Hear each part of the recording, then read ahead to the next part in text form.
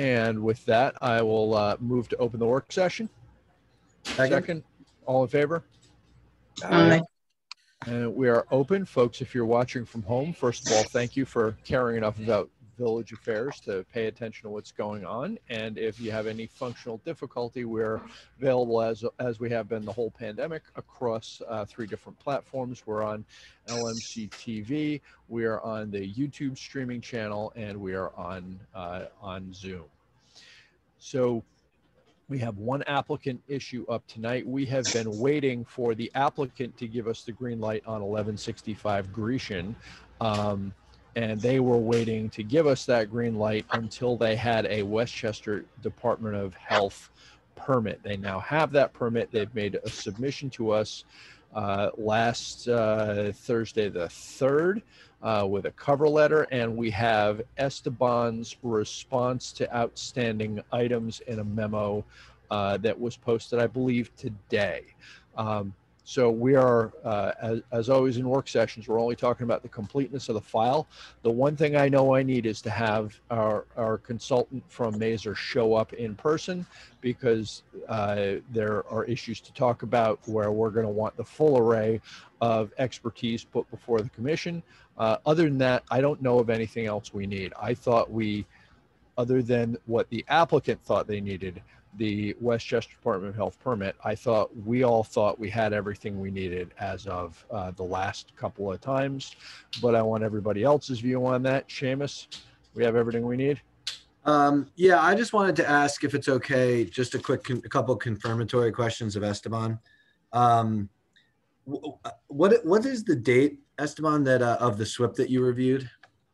Last one was on the 29th. Okay. December of 2020. Right. So that's the same one that we have had for some time, right? Yeah. And so was the memo that we got from you today just closing out all of the open points on that? But was it informed by any of the new information, like the permit for the septic system? No. It did not reflect that. I think that's still that comment still is reflected on your guys' approval of the plans. But in terms of stormwater, everything in terms of my point of view and my office's point of view should be fine. Okay. Yeah, that's other than Maser joining the meeting, that's all I had. Thanks, Esteban. Lisa? No Yes, I think we're good. Randy? I agree. And Andrew? I'm good. Okay, I'm fairly confident somebody from Cuddy and Federer is listening, and if you are, see you Wednesday night.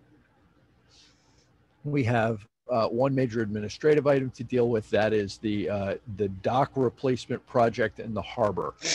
We were asked by the Department of State to comment if we saw any consistency issues. We drilled down a little bit with council on what the boundaries are of the things that we consider, and determined that nothing that falls within our purview raised an issue that we should raise with the state. I had expressed the idea to some folks that we were going to send in a letter, but it took a while to get council to sign off on the issue that there were things that we didn't have to consider because they're considered by staff, and so we ended up just letting that pass, because DEC said, tell us if you have a concern, and if not, we'll assume you don't. So we let them assume that we did not, because we all concluded that we did not. However, it's a harbor project, and we are the permitting authority for a marine structure. And in theory, they come before us for a permit. In practice, they went ahead and did this. It is an in-kind, in-place replacement. So I think it was in good faith that they just went ahead and did it without a permit, but they are actually over the dollar value for the exemption for in-kind, in-place.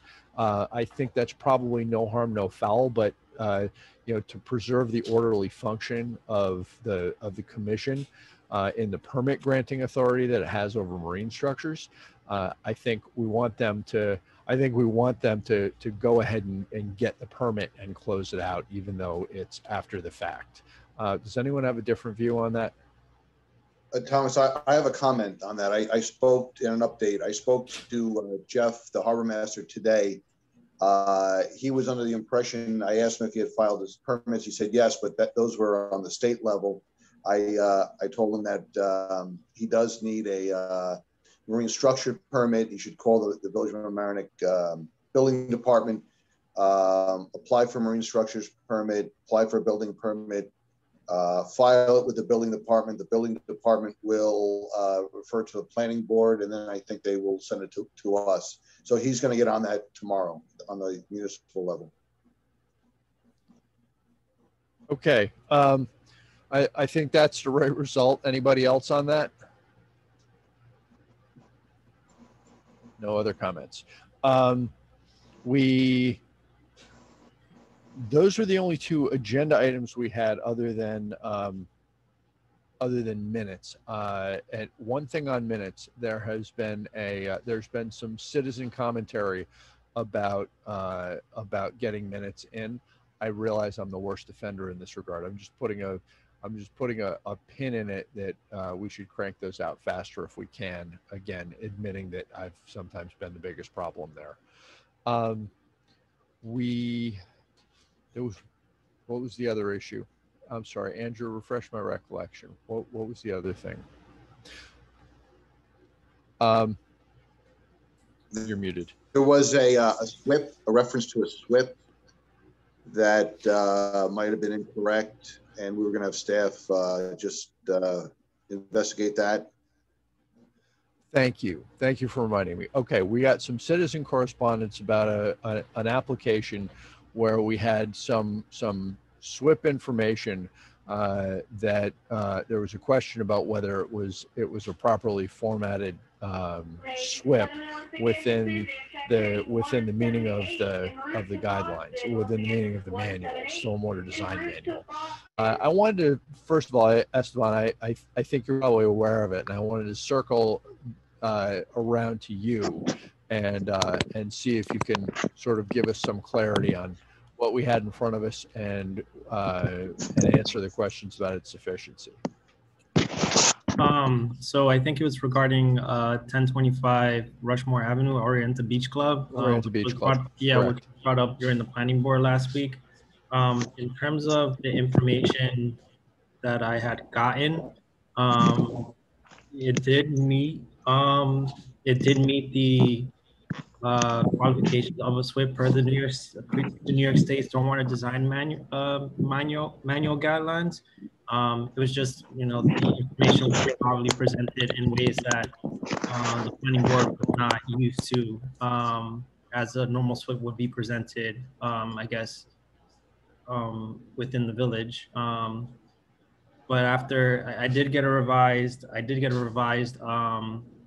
SWIP from the applicant, and I'm working with the applicant to make sure that it does meet all the guidelines per New York State, the state's guidelines. It's just probably presenting the information in a different manner that is satisfied with both the village code and then New York State Stormwater Design Manual. Okay. Thank you. It's a public process, and members of the public are going to weigh in. And if something doesn't look like what they expect, or even arguably doesn't contain all the information, we should address that as promptly as we can. When we get the revised SWIP on that, we should take a look at it. I guess I'll express a personal preference. I think we should look at it, and if it does what we think it does and doesn't change anybody's view about consistency, I would prefer to ratify it, because I think that's the right thing to do.